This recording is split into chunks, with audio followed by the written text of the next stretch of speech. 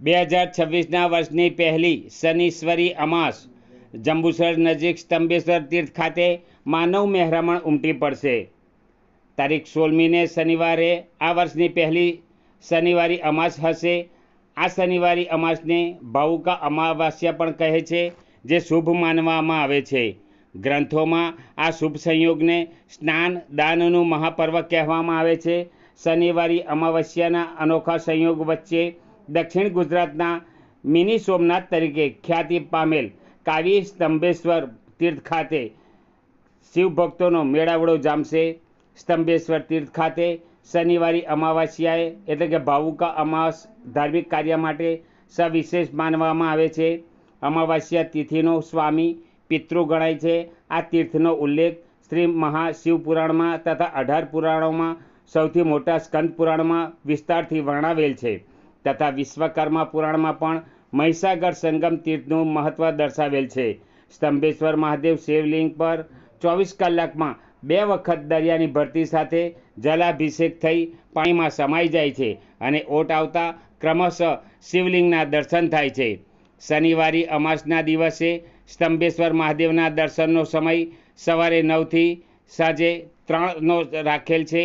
આ શનિવારી અમાસે શનિદેવની જન્મતિથિ પણ છે, એટલે આ દિવસે શનિદેવને પ્રસન્ન કરવા માટે પીપળાના ઝાડની પૂજા કરવાથી કુંડળીમાં રહેલ શનિ દોષ પણ દૂર થાય છે।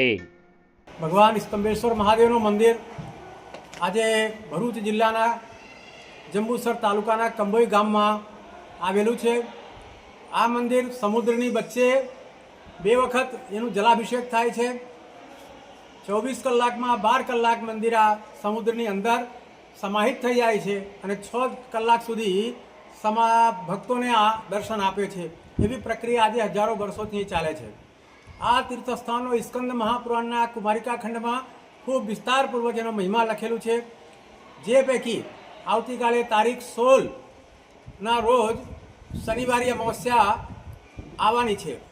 એ શનિવારી અમાવસ્યાનું મહત્વ સ્કંદ પુરાણમાં એવું લખેલું છે, કોઈ પણ માણસ શનિવારની અમાવસ્યાના દિવસે અહીંયા આવીને સ્નાન કરશે તો પ્રયાગમાં 7 વખત, પુષ્કરમાં 9 વખત અને પ્રભાસમાં 11 વખત જવાનું જે પુણ્યફળ છે એ પુણ્યફળ એને અહીં 1 વખત આવવાથી પ્રાપ્ત થવાનો છે।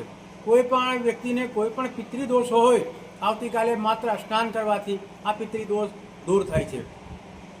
ત્યાર પછી એનો સ્કંદ પુરાણમાં એવું પણ લખવામાં આવ્યું છે કે આવતીકાલે કોઈ પણ વ્યક્તિ અહીં પિતૃતર્પણની પણ વિધિ કરી શકે છે। ત્યાર પછી ભગવાન શંકરનો કાલે દર્શનનો જે સમય છે સવારે 9 વાગ્યાથી સાંજે 3 વાગ્યા સુધી ભક્તોને દર્શન આપવાનું છે।